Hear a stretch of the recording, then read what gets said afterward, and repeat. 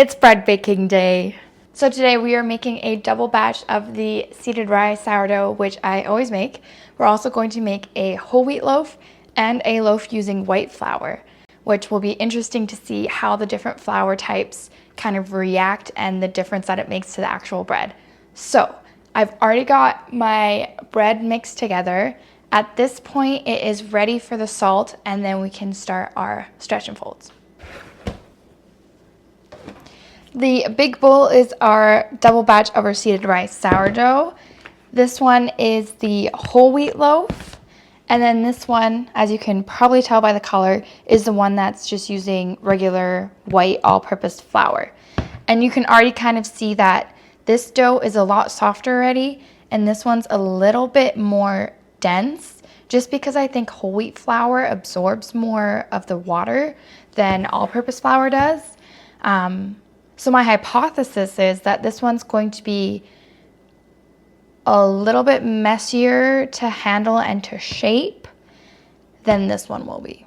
But I think for both of them, I'm going to have to end up doing coil folds. And for this one, I think I'll just have to do like normal stretch folds.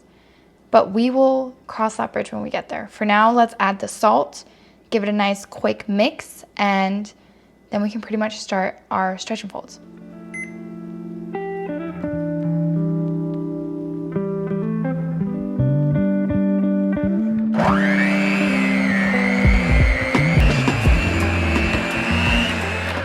Now for reference for both of these doughs, I used 500 grams of flour and 350 milliliters of water, which gives a 70% hydration for both of them. And you can already see that this one is a lot more liquid and definitely is not holding its shape as good as this one.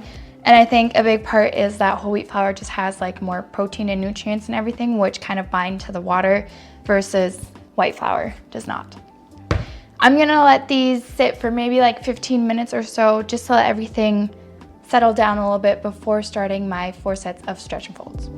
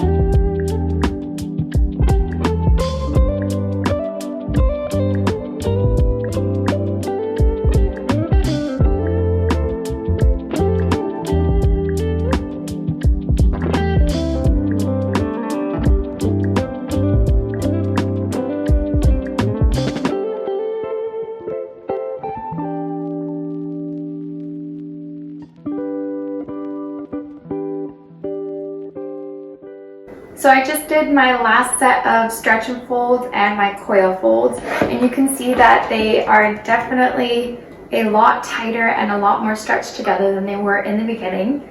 So I'm going to cover these and then we're going to let them sit for about 2.5 to 3 hours or so, or just until they're just about doubled in size, and then we can shape them.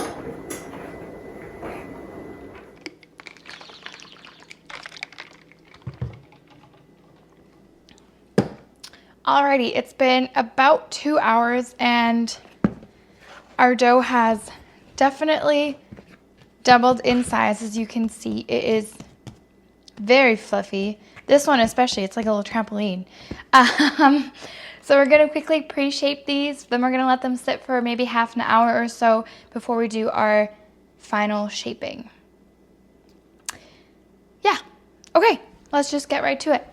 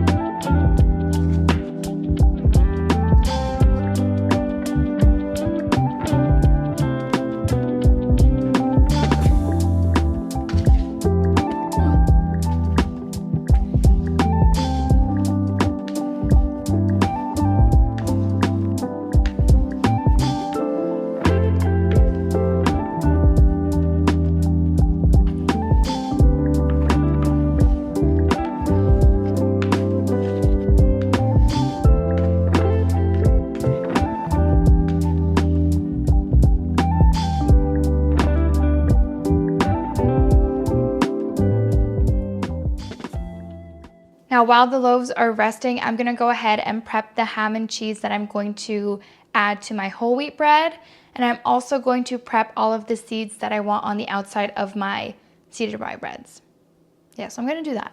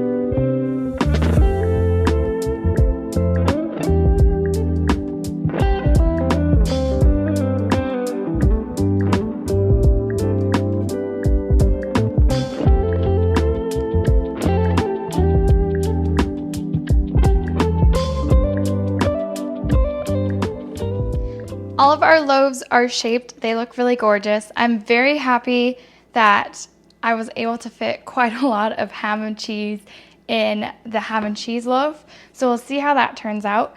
For now, I'm gonna cover these and I'm gonna stick them into the fridge for maybe like 3 hours or so, basically until this evening when I'm ready to bake.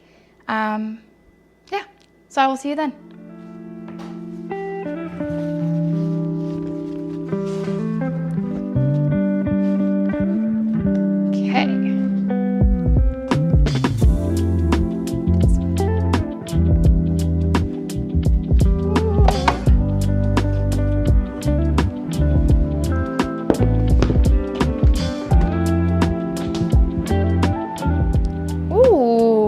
It is now 7:30, so I'm gonna start baking. The oven is already preheated to 420 degrees Fahrenheit.